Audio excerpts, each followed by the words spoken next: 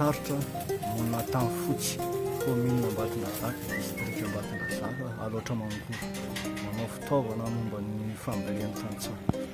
Taloha manao an'ity asako ity zany dia tena sahirana satria tsy ampy le entimanana kazo no misy an'ity tetikasa fihariana ity dia nanao dia mivaly izao zany afaka manatanteraka tsara ny asako manangana remorka zany manangana rokazy fitaovana rehetrarehetra mbako amin'ny sosasosa.